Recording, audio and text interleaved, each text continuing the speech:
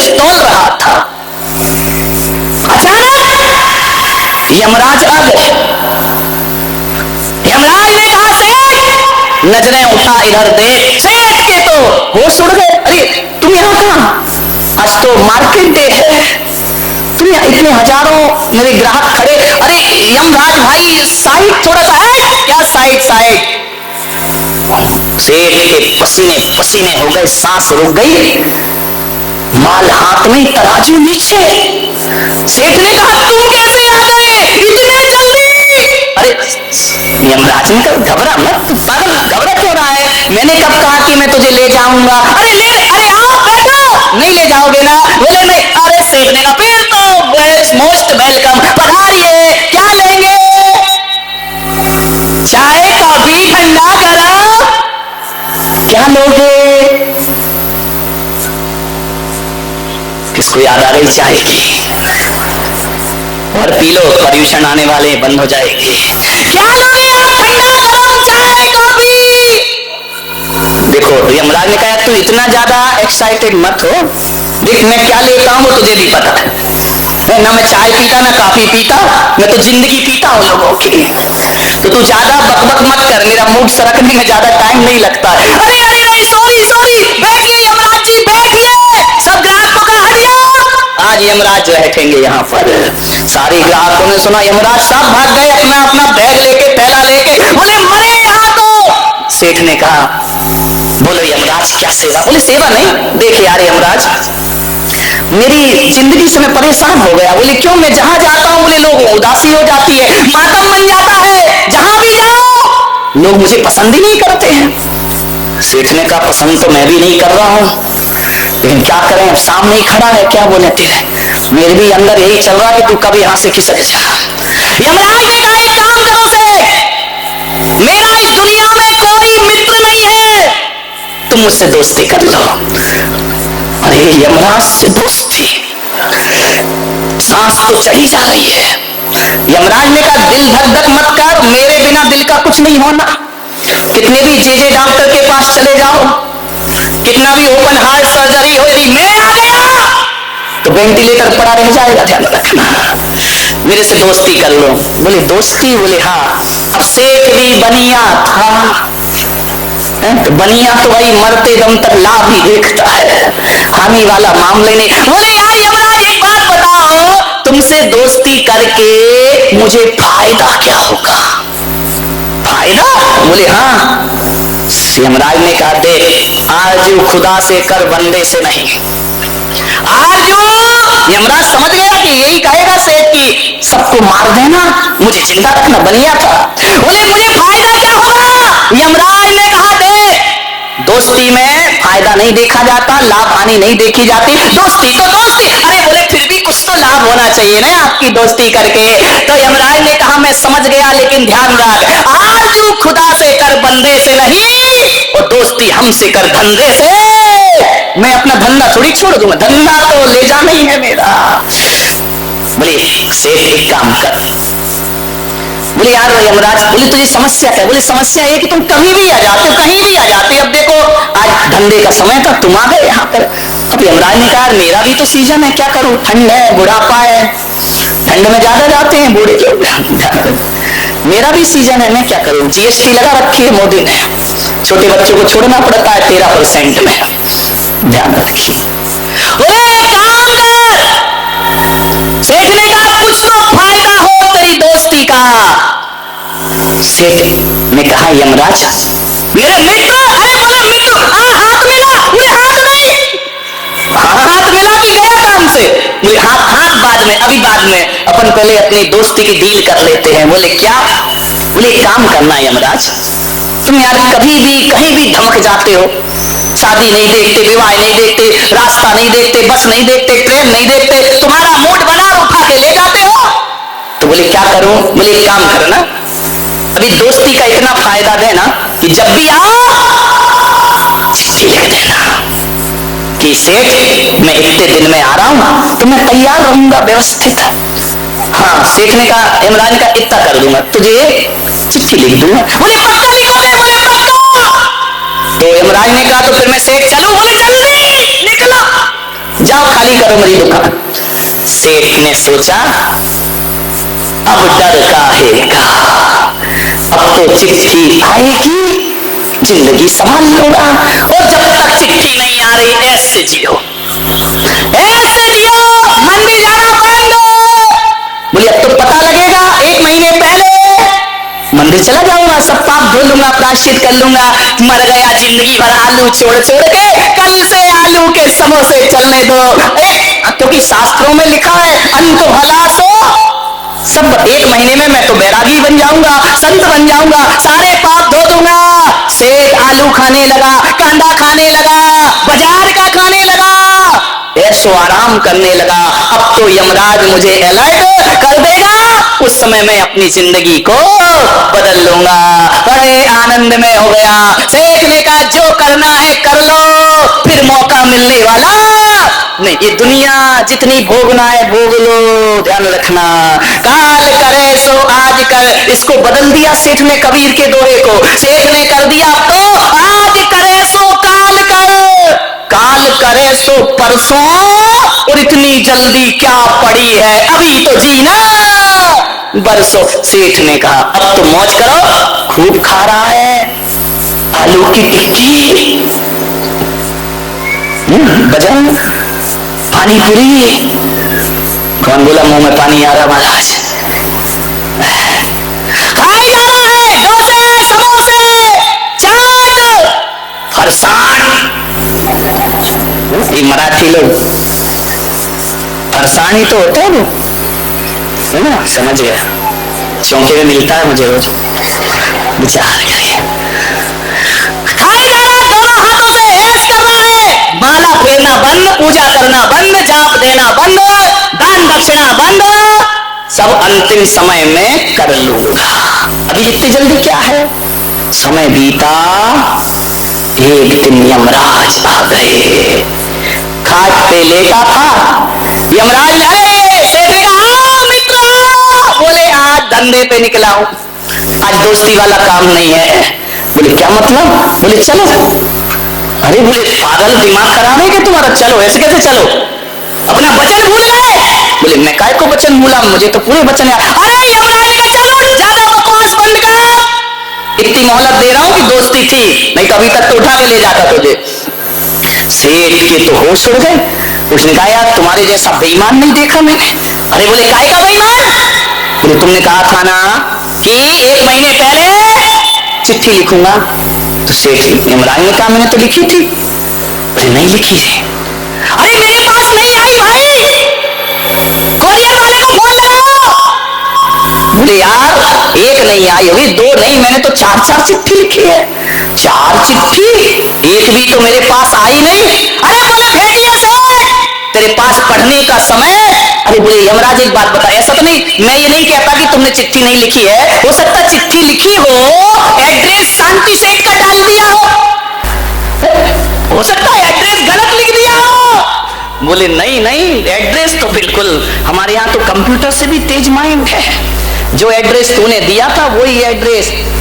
आदमी से सोचा सेठ ने, देखो यमराज देखो मजाक मत करो, तुमने कोई चिट्ठी नहीं भेजी, प्लीज अभी 1 महीने का समय दो, मैं चलूंगा। अरे बोले मैंने 4 चिट्ठियां भेज दी। बोले 4 चिट्ठी भेजी?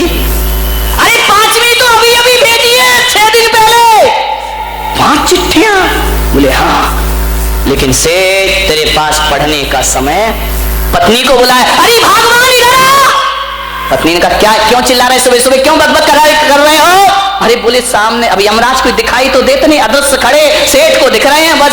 बोले एक बात बता, कोई चिट्ठी विट्ठी आई क्या? बोले तुम्हारे लक्षण इतने खराब हैं कि तुम्हें तो आतंकवादी भी चिट्ठी नहीं लिखेगा, रिश्तेदार क्या लिखेंगे, ऐसा तो तुम्हारा व्यवहार है। अरे सेठ ने कहा देख तू आज ज्यादा मुंह मत चला, शांति से बता वो चिट्ठी कहाँ है। बोले किसकी चिट्ठी? बोले यमराज की। अरे उसने सेठानी ने कहा तू सठिया गया क्या बुड्ढा, यमराज को चिट्ठी लिखता है क्या, पागल हो गया, दिमाग खराब। अरे उसने कहा देख भगवान, जिंदगी मौत का सवाल है, चिट्ठी बता कहाँ है। उसने कहा देखो कोई चिट्ठी मिट्ठी नहीं, और यमराज को चिट्ठी लिखता है क्या? बड़े बेटे को बुलाया, बेटा इधर आओ, बोलो पिताजी वो चिट्ठी कहाँ है? अरे बड़े लड़के ने कहा कौन की चिट्ठी भाई, अभी तक तो जितनी आए वो नोटिस ही आए हैं, चिट्ठी तो किसी की आई नहीं है। अरे उसने कहा देखो बेटा बहुत खतरनाक मोड़ पे खड़ा हूं, जहां भी रखी चिट्ठी दिखाओ। बोले किसकी? अरे वो यमराज अंकल की। अरे उन्होंने कहा बुड्ढा पागल हो गया, इसको आगरा भेजो, 2-4 करंट लगेंगे, बुद्धि सही होगी इसकी। बोले यमराज अंकल बना लिया इसने उसको। बोले बुढ़ाओ चुपचाप रहो, बकवास नहीं, सो जाओ चुपचाप। अरे बोले तुम्हें सोने की पड़ी है, मैं उठूंगा नहीं, सो गया तो जिंदगी भर के लिए। मेरी चिट्ठी कहाँ है? बड़ा जोर जोर से रोया, मेरी चिट्ठियां। उठा, टेबल पटकी, ये पटका, ये देखा, वो देखा, पूरा घर तहस नहस कर दिया, चिट्ठी नहीं मिली। यमराज ने कहा सेठ बदहवास मत हो, चिट्ठी मैंने 5 भेजी है, 5 यहीं पड़ी हैं। बोले कहां पड़ी है? दिखाओ। पूरे में ढूंढ रहा, चिट्ठी कहां है? यमराज ने कहा पागल, तेरे पास पढ़ने का समय है? मैंने 5 चिट्ठियां भेजी हैं और 5 यहीं रखी हैं, कहां है मेरी चिट्ठियां? तो यमराज ने कहा देख, हमारे मृत्यु लोक में, यमलोक में कोई कागज की फैक्ट्री तो है नहीं भाई कि हम चिट्ठी कागज में लिखें। तो बोले मतलब क्या है? SMS कर देते मोबाइल पर। वहां बोले उस रूट की सभी लाइनें व्यस्त रखी हैं तुमने, कॉल करता हूं तुम मिस कॉल उठाते ही नहीं है। तो बोले क्या करूं, कहां है चिट्ठी?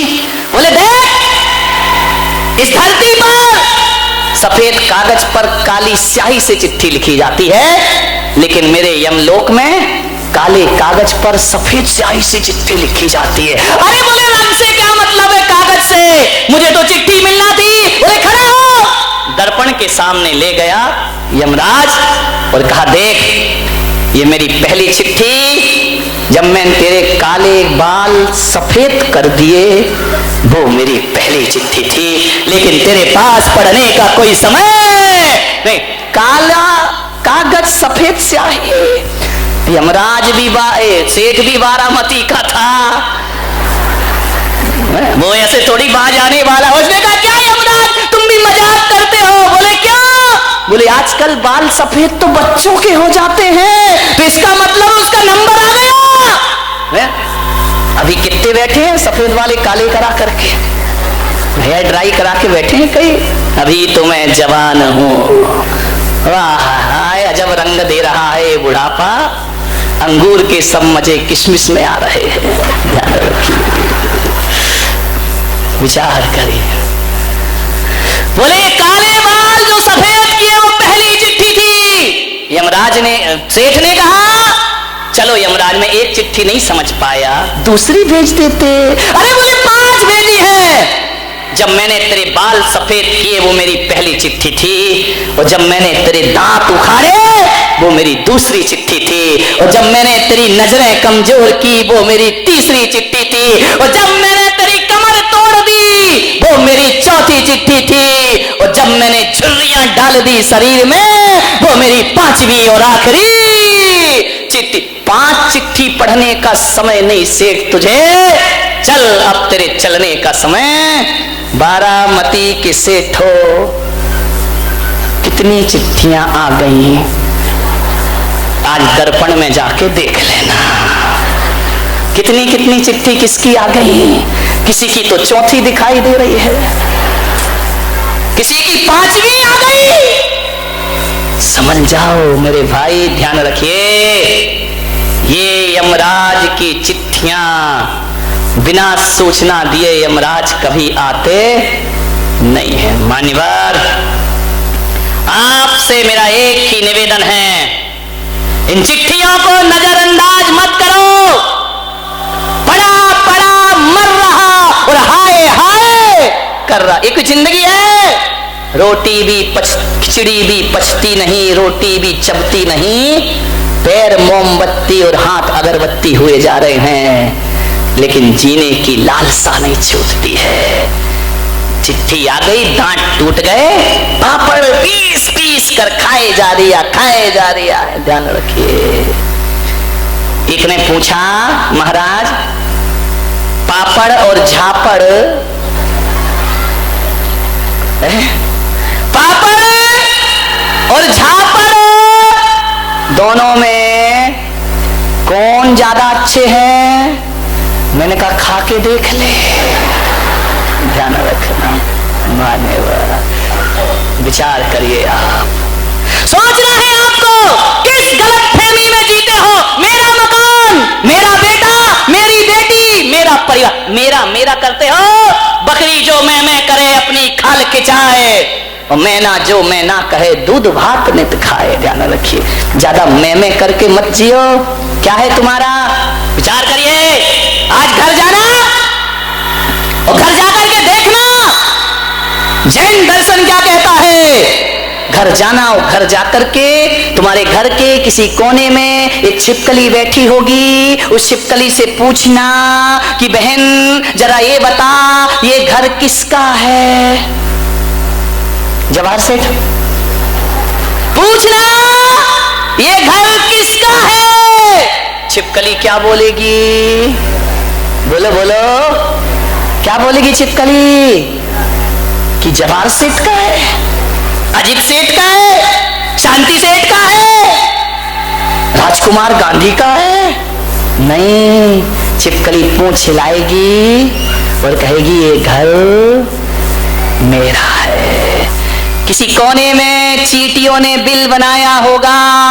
पूछना ओ चींटी बहन, ये घर किसका है। तो चींटी कहेगी सावधान, ये घर मेरा है। चिड़िया ने घोंसला बनाया होगा। चिड़िया से पूछना ये घर किसका है। चिड़िया कहेगी ये घर मेरा है। और तुम्हारे घर में एक कुत्ता रहता होगा।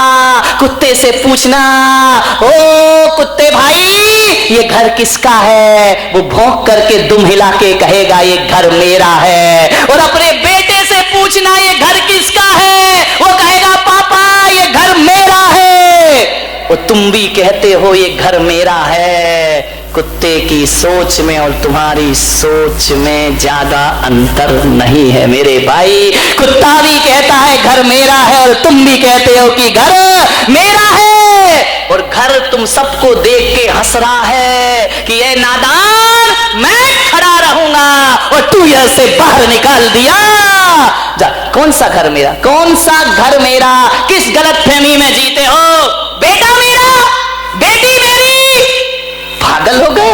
कौन बेटा कौन बेटी। एक बात याद रखना, बेटा तुमसे पैदा हुआ है, तुम्हारा नहीं है। जान रखना, इस भ्रम में मत जीना कि मेरा बेटा है। पैदा तुमसे हुआ है लेकिन तुम्हारा नहीं है। वो बेटा बहू की अमानत है। ध्यान रखना, तुम्हारा क्या है इस संसार में। बेटा बहू की अमानत है। जिस दिन बहू आएगी अपनी अमानत वापस ले लेगी। ध्यान रखना, बेटी दामाद की अमानत है। जिस दिन दामाद आएगा बेटी ले लेगा। अब तुम्हारा क्या है। मकान कुत्ते की तरह चिल्ला रहे मेरा मेरा मेरा, वो भी तुम्हारा नहीं है।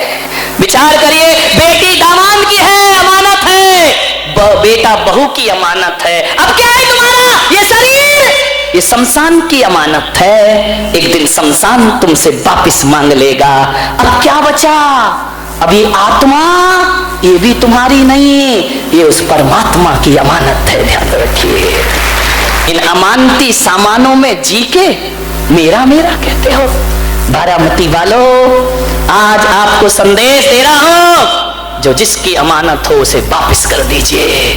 बेटा बहू की अमानत है, बहू को दे दो। मत सोचो कि अलग क्यों हो गया। उसकी अमानत है, उसने ले ली। बेटा बहू की अमानत है, उसे बहू के हवाले करो। बेटी दामाद की अमानत है, उसे दामाद के हवाले करो। शरीर शमशान की अमानत है, शमशान के हवाले करो। और आत्मा परमात्मा की अमानत है, इसे उसके हवाले कर दीजिए। ध्यान रखिए।